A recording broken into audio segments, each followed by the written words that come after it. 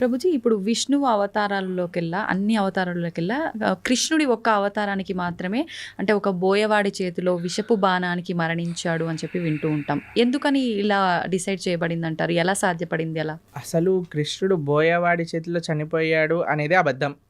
అబద్ధమా? మరి ఒక విషయం మీకు మాట్లాడుకోవడానికి అడుగుతాను చెప్పి. చిన్నపిల్లవాడు 6 రోజులు 8 రోజులు అంత వయసున్న పిల్లవాడికి పూతన అని ఒక పెద్ద రాక్షసి వచ్చింది. ఒకసారి మీరు వినే ఉంటారు కృష్ణుడి యొక్క కథలో. విన్నారా పూతన రాక్షసి? విన్నా. 21 మైళ్ళు ఉండేది ఆ రాక్షసి. ఎంత పిల్లవాడు 6 రోజులు. అటువంటి పిల్లవాడిని పట్టుకొని అలాంటి పూతన సంహారం 6 రోజులకి చేసిన కృష్ణుడు 21 మైళ్ళు ఉండే రాక్షసి.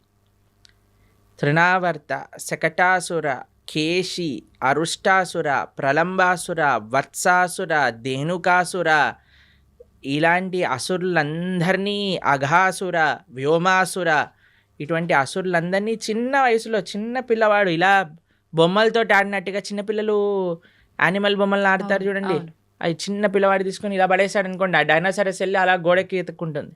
అలా చిన్నపిల్లలు ఇంత దేవతలందరూ, బ్రహ్మాది దేవతలందరూ వణికిపోయి అసురులందరూ చిన్నపిల్లవాడిగా కృష్ణుడు సంహరించేశాడు.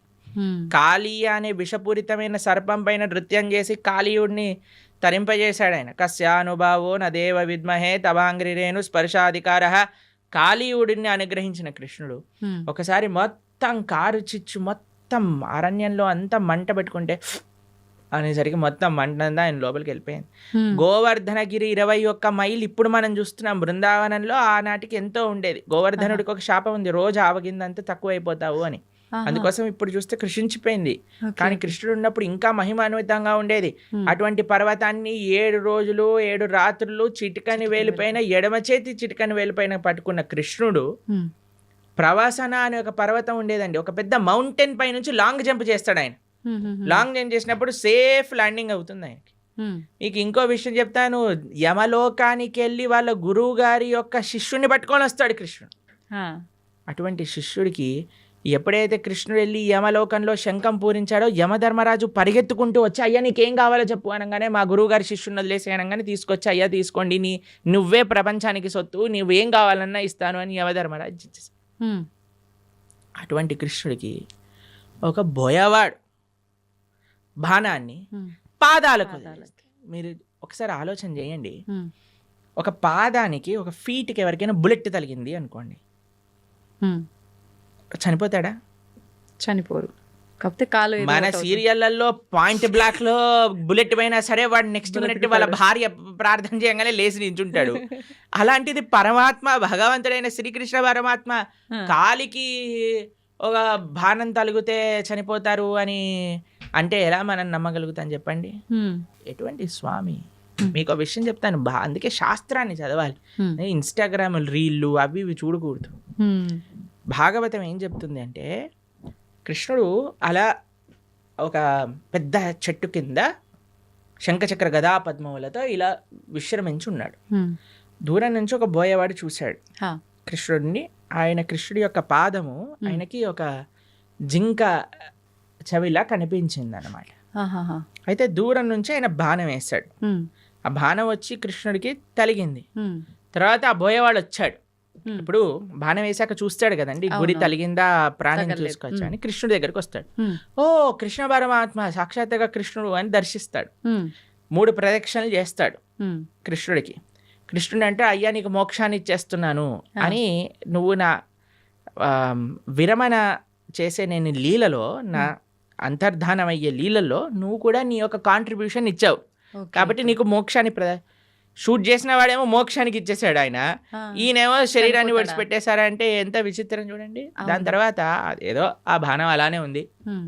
స్వామి అన్నీ ఇంకా అవతార పరిసమాప్తి చెయ్యాలి అని అనుకునే సమయంలో దేవతలందరూ, వారి కోసం కదండి కృష్ణుడు ఆవిర్భవించింది, అందరు దేవతలు వచ్చి పైనుంచి పుష్పవృష్టి కురిపిస్తున్నారనమాట. తండ్రి నా కోసం నువ్వు అవతరించావు, కృతజ్ఞతలు కృతజ్ఞతలు అని అందరూ కృష్ణుని స్తోత్రం చేస్తుంటే, కృష్ణో స్వదాగోపకతే ధర్మ జ్ఞానాభి సహ, కృష్ణుడు శరీరాన్ని వదిలేసి ఇక్కడేదో తర్వాత ఆయన ఆత్మ పైకి వెళ్ళిపోయింది అలాంటిది ఏమి ఉండదండి. ఆయన స్వయంగా శరీరం పూర్తి శ్రీకృష్ణ పరమాత్మ, ఆయనకి ఆత్మ వేరు శరీరం వేరు కాదండి. కృష్ణుడు మనలాగా జీవుడు పంచభౌతికమైన దేహం కాదండి. జన్మ కర్మచ మే దివ్యం.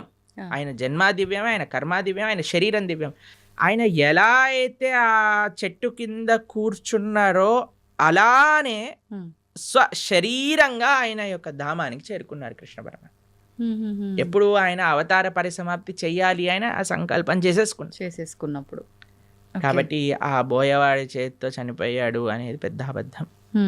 ఇప్పుడు ఇక్కడ అంటే ఈయనకు మోక్షం కల్పించడం కోసమే ఆ బాణం తగలడమా ప్రభుజీ, లేదంటే రాముడు వాలిని చెట్టు చాటు నుంచి చంపటము ఇదంతా? ఎందుకంటే వాలి చనిపోయే ముందు రాముడికి క్షమాపణ అడిగి, అయ్యా నువ్వు చేసింది ధర్మమే అని వాళ్ళ కుమారుడిని రాముడికి సరెండర్ చేయించి వెళ్ళిపోతాడు. కాబట్టి భగవంతుడికి మనలాగా every action as equal and opposite reaction లాంటి స్వామి దగ్గర పనిచేయవండి. కానీ ప్రతి ఒక్కరు ఉండదు. అదే ఉదాహరణగా తీసుకుంటారు. మనకి మనం WhatsApp university, Instagram college, Facebook tuitions ఇవన్నీ తీసుకుంటాం కాబట్టి మనం ఇలా తయారయ్యాం. కానీ శాస్త్రంగా అర్థం చేసుకోవాలి మనం. కావున కృష్ణుడికి భగవంతుడికి పుట్టుక ఉండదు, భగవంతుడికి మరణం ఉండదు. ప్రభుజీ ఇప్పుడు మనకున్న 4 యుగాల్లో ప్రస్తుతం కలియుగంలో ఉన్నాము. అయితే కలి ప్రభావం వల్ల రకరకాల పాపాలు పెరిగిపోతున్నాయి, అది కలి ధర్మం అంటుంటారు. మరి ఈ కలియుగంలో మన అంటే తప్పు ఒప్పులని మన కర్మలని తప్పించుకునే శక్తి మనకు ఉందంటారా? కలో దోష నిదేరాజన్ అస్తి ఏకోన్ మహాన్ గుణాన్ కీర్తనాతేవ కృష్ణస్య ముక్త సంగపరం రజేత్ అని మన శాస్త్రం చెప్తుంది. కలియుగంలో మీరు చెప్పినట్టుగా దోషాల నిధి. ఇంకా మీకు విషయం చెప్పినండి, కలియుగం స్టార్టే అవ్వలేదు. ఇది ఇంకా కలి యుగ సంధి కాలము అని అంటారు.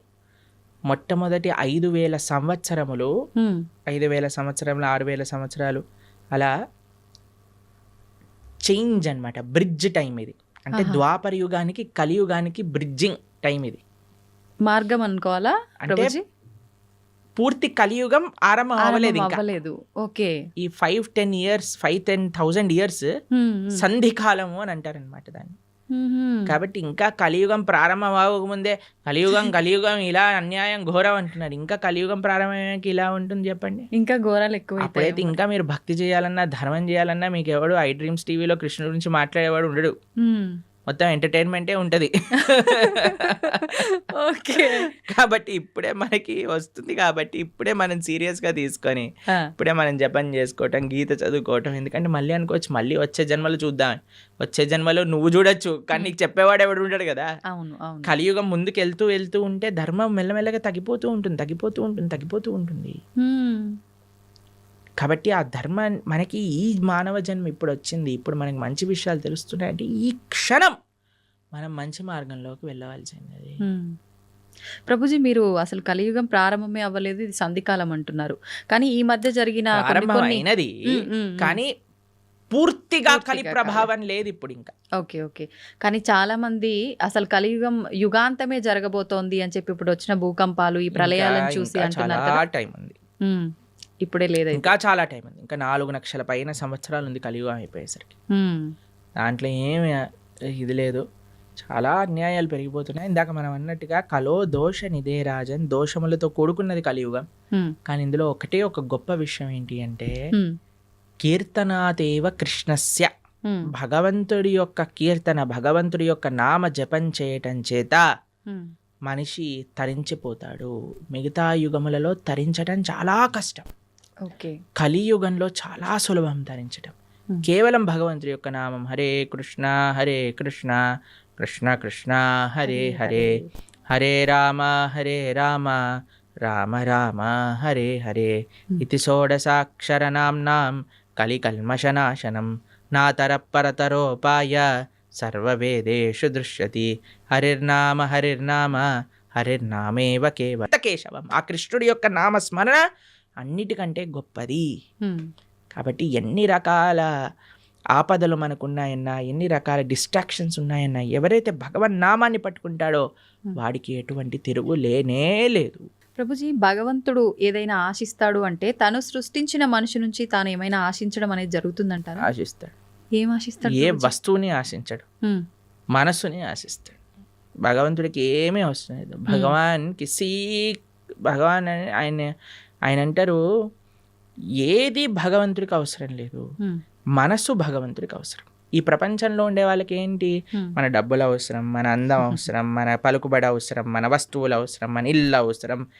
కానీ ఎవరినైనా మీరు అన్నారనుకోండి, మేము ఇప్పటి నుంచి మీరు ఇంట్లోకి వెళ్ళి చెప్పారనుకోండి, మేము వంట చేయను, జాబ్కి వెళ్ళను, ఏమీ చేయను, కానీ 24 గంటలు మీ గురించే ఆలోచిస్తూ ఉంటాను, నిన్నే ప్రేమిస్తూ ఉంటాను అని అంటే ఏమంటారు మీ ఇంట్లో వాళ్ళు? చాలా బ్రహ్మాండం అమ్మా అంటారా? అనరు. ఏమంటారు? పిచ్చి పట్టింది, దీనికేదో అయింది అంటారా? ఆ. మీరు భగవంతుడి దగ్గరికి వెళ్ళాలని అనుకోండి, అయ్యా నేను నీకేం పూజ పునస్కారం ఏం చేయలేను తండ్రి, కానీ 24 గంటలు నిన్ను మనసులో స్మరించగలుగుతా అంటే భగవంతుడు ఏమంటాడు? నువ్వే నాకు కావాలి అంటాడు. ఎందుకంటే ఈ ప్రపంచంలో ఉండే వాళ్ళందరికీ వస్తువులు అవసరం, భగవంతుడికి మనస్సు అవసరం. మనం ఏం చేస్తున్నా, మనస్సు కూడా ఈ ప్రపంచంలో ఉండే వాళ్ళకి ఇస్తున్నాం.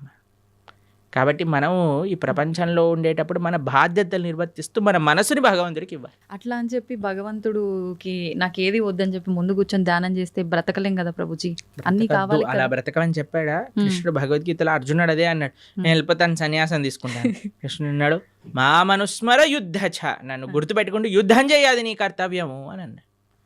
కాబట్టి మనం మన బాధ్యతలను నిర్వర్తిస్తూ భగవంతుణ్ణి గుర్తుపెట్టుకోవాలి, భగవంతుణ్ణి స్మరిస్తూ చెయ్యాలి. ఇది తత్వం. మనం నిత్యం ఎన్నో రకాల మాటలు మాట్లాడుతుంటాం, ఉదయం లేచిన దగ్గర నుంచి పడుకునే వరకు.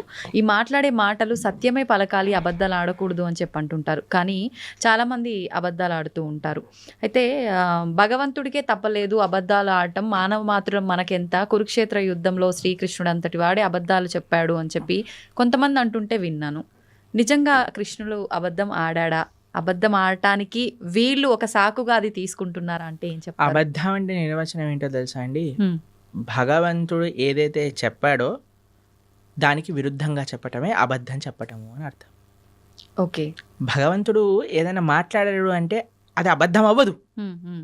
ఆయన సత్యం, ఆయన స్వరూపమే సత్యం. అవును.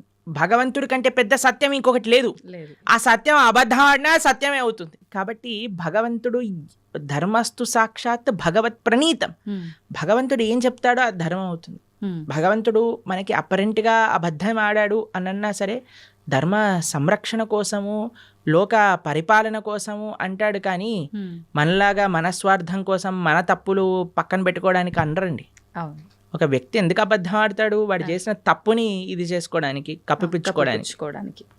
కానీ భగవంతుడు అలా చేయలేదండి. భగవంతుడు ఏదన్నా చేశాడు అని అంటే దాని వెనకాల ఎంతో రీజన్ ఉంటుంది. అంతేగాని నేను కూడా భగవంతుడు ఆడాను కదా అని నేను కూడా చేశాను అనుకోండి, పులిని చూసి నక్క వాత పెట్టుకున్నట్టు అవుతుంది.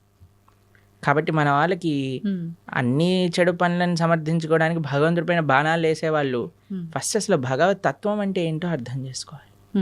ఇప్పుడు చూడండి, మీరు ఒక సిగ్నల్ దగ్గర నించున్నారు అనుకోండి, మీ దగ్గర సిగ్నల్ దగ్గర ఉన్నారు, మీకు రెడ్ లైట్ పడింది, ఆగారు. ఒక సీఎం, చీఫ్ మినిస్టర్ కాన్వాయ్ పోతుంది, ఆయన జుమ్ జుమ్ జుమ్ జుమ్ అని కార్లు వెళ్ళిపోతాయి. హే వాడు ఎందుకు వెళ్తున్నాడు, నేను కూడా వెళ్తానని మీరు కూడా వెళ్ళారనుకోండి, మిమ్మల్ని తీసి బొక్కలు పడేస్తారు. అంతే కదండి. కాబట్టి ఒక్కొక్కళ్ళకి ఒక్కొక్క పద్ధతి ఉంటుంది, ఒక్కొక్కళ్ళకి ఒక్కొక్క నియమం ఉంటుంది.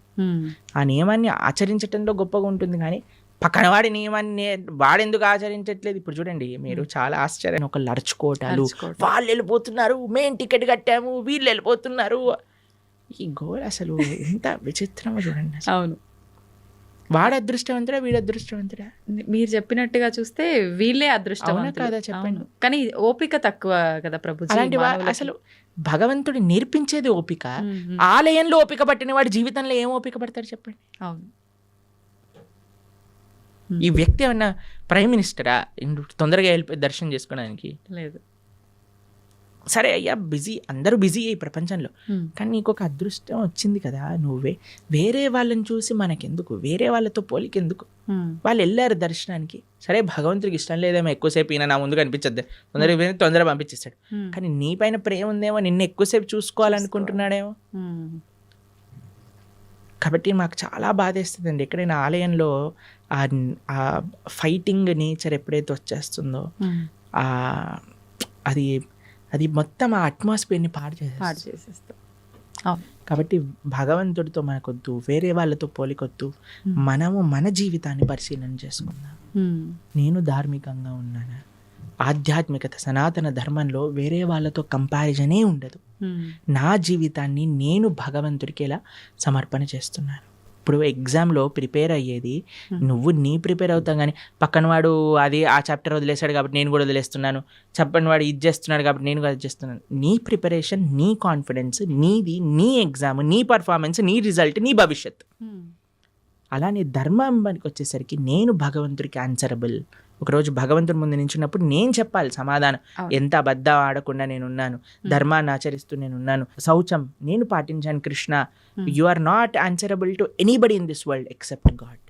ఇది గుర్తుపెట్టుకున్నాం అనుకోండి, వేరే వాళ్ళని మనం ఏమనం, ప్రశాంతంగా మన జీవితాన్ని చక్కగా మన మంచి భక్తి మార్గంలో ఉండగలుగుతాం. అవును, నిజంగా ప్రతి ఒక్కరూ అంటే ఇంత జ్ఞానంతో ఆలోచిస్తే తప్ప ఆ వెయిట్ చేస్తున్నాము అనేది భగవంతుడు నిజంగా మీరు చెప్పినట్టు ఎక్కువసేపు నన్ను అలా భగవంతుడు ఉంచాలనుకున్నాడేమో, నాతో అలా పలికించాలనుకున్నాడేమో నామస్మరణ అనే ఆలోచన చేస్తే గనక మనకి నచ్చే వాళ్ళని అంటే హే ఎల్లకెళ్ళకెళ్ళ కొంచెం కూర్చో అంటాం కదా.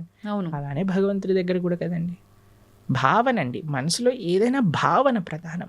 భావన మంచిగా ఉన్న వాడికి జీవితం అంతా బాగా కనిపిస్తుంది. ఆ భావన లేనివాడు జీవితంలో ఎక్కడ చూసినా సరే వాడు తప్పునే ఎత్తుకుతాడు.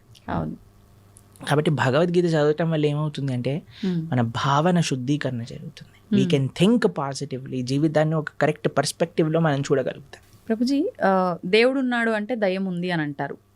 నిజంగా దయ్యాలు ఉన్నాయా? ఒంటిపైకి దేవుడు వచ్చాడు అని అంటుంటారు, పూనకాలు ఇలాంటివి అంటుంటారు కదా ప్రభుజీ. నిజంగా భగవంతుడు ఉన్నా కూడా అలా మనిషి ఒంటిపైకి రావటం లాంటిది జరుగుతుందా? దయ్యం నిజంగా దేవుడు ఉన్నాడు కాబట్టి దయ్యం కూడా ఉంది నమ్మాలా, లేదంటే ఇది మూఢనమ్మకమా? దయ్యం వస్తుంది కానీ దేవుడు రాడు.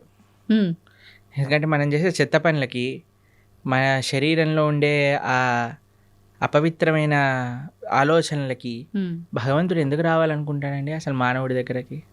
అంటే మన ఆచరణ గొప్పదా, మన మాట గొప్పదా, మన సాధన గొప్పదా? మన దగ్గరికి ఎందుకు రావాలనుకుంటాడు చెప్పండి పరమాత్మ? భగవంతుడు రావాలి అనుకుంటే ఆయన శ్రీ విగ్రహ రూపంలో మాట్లాడతారు, లేదా తన యొక్క భక్తుల మాధ్యమంగా మాట్లాడతారు. అంతేకాని భగవంతుడు వచ్చేసి అని ఊగేసి ఏవేవో చేసేసి ఇవంతా ఏంటంటే ఒక భావన, ఒక ట్రాన్స్, నాకు ఇది వచ్చేసింది అని అనుకుంటున్నారు. కాబట్టి చాలా మంది అడుగుతారు, ప్రభుజీ అది నిజమా అబద్ధమా? వాళ్ళకి నిజం, నీకు అబద్ధం. వాళ్ళకి నిజం, మనకు అబద్ధం. ఓకే, ఎందుకంటే వాళ్ళు అలా నమ్ముతున్నారు నాకు వచ్చింది అని, కాబట్టి వాళ్ళకి నిజమే. ఓకే, నీకు నిజమా? కాదు, మనకు అబద్ధం. ఎందుకంటే దేవుడు రాడు, దేవుడు మనిషి పైకి రానే రాడు. He has many other better positions to come. Okay, కాబట్టి ఎవరికైతే మాకు దేవుడు వచ్చేసాడు అని అంటారో జస్ట్ మీకు నిజం అండి, యూఆర్ నాట్ డినయింగ్ ఇట్. నీకు నిజం, ఎందుకంటే నీ మానసిక స్థితి అలా నీకు చెప్తుంది, కానీ వేరే వాళ్ళు నమ్మవలసిన అవసరం లేదు.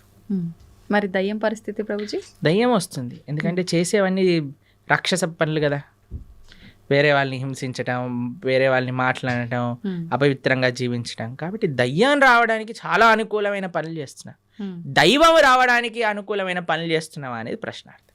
ఓకే, కాబట్టి దయ్యం ఎవరి దగ్గరకు వస్తుందండి? ఎవరైతే చాలా నెగిటివ్గా ఉంటారో, నెగిటివ్, డిప్రెస్డ్, ఆ కళ లేకుండా, ఎప్పుడైనా సరే అంటే ధార్మికంగా చూడండి, కొంతమందిని చూస్తే మనకి ఆ భగవత్ కళ అనేది ఉట్టిపట్టే విధంగా ఉంటుంది. వాళ్ళ యొక్క వేషభూషం కానీ, వాళ్ళ యొక్క సాధన కానీ, వాళ్ళ యొక్క వర్చస్సు కానీ, అలాంటి వాళ్ళ దగ్గరికి ఎప్పుడు నెగిటివ్ ఎనర్జీస్ రావు.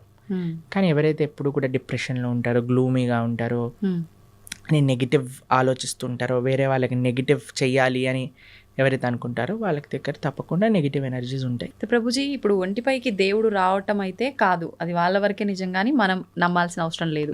కానీ చాలా మంది ఇది పక్కన పెడితే దేవుడు మాకు కనిపిస్తాడు అని చెప్పి, మీకు కూడా చూపిస్తామని చెప్పి ఈ మధ్యకాలంలో అంటున్నారు. నిజంగా దేవుడు కనిపిస్తాడు? దేవుడితో ఫోన్ చేసి మాట్లాడించే వాళ్ళు కూడా ఉన్నారు.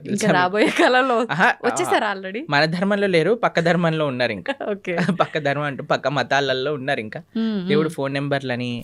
తర్వాత మీకు విషయం తెలుసా, స్వర్గంలో వాళ్ళకి ప్లాట్లు కూడా అమ్మే మతాలు కూడా ఉన్నాయి. ఇంకా అయ్యో, ఒక దేశంలో ఒక మతానికి చెందిన వాళ్ళు స్వర్గంలో నీకు ఇంత ప్లాట్, ఇంత డబ్బులు ఇచ్చి వాళ్ళ మత పెద్ద తీసుకొని వాళ్ళకి అమ్మిన వృత్తాంతాలు ఇప్పుడు జరుగుతున్నాయి. ఇంకా ఇంత పిచ్చోళ్ళ జనాలు. మీకు కనిపించట్లేదా ఆ పిచ్చితనం ఎలా ఉందో? మన కింద పడిపోగానే అందరూ డాన్స్ లేయటం, వాడేదో నీళ్ళు జలంగానే ఖర్చీఫ్ లేయంగానే ఇట్లా చేస్తుంది. వాళ్ళకంటే ఇంకా పిచ్చి ఇంకేం ఎయిడ్స్ బాగా చేసేస్తా అంటాడు, క్యాన్సర్ బాగా చేస్తా అంటే చచ్చిపోయిన వాడిని లేపేశాడు ఒకడు తెలుసా మీకు? ఉత్తర భారతదేశంలో అవునా ప్రభుజీ? డెత్ సర్టిఫికేట్ ఉన్న వాడిని లేపేశాడు ఓ దేవుడి పేరు మీద. అంటే మన దేవుడు కాదనుకోండి, ఎవరి గురించి మాట్లాడుతున్నా మీకు అర్థమయ్యే అవును ఉంటుంది. అవును అర్థమైంది. అలాంటి వాళ్ళ వేలాది మంది వెళ్ళిపోయి హర్షేస్తూ గోల పెట్టేస్తూ కింద పడిపోయి అసలు నాకు ఇవి చాలా విచిత్రం అనిపిస్తుందండి. అంటే జనాలకు బుద్ధి ఉంటే వెళ్తారా అసలు అలాంటి ప్రదేశాలకు? చెప్పండి ఒకసారి.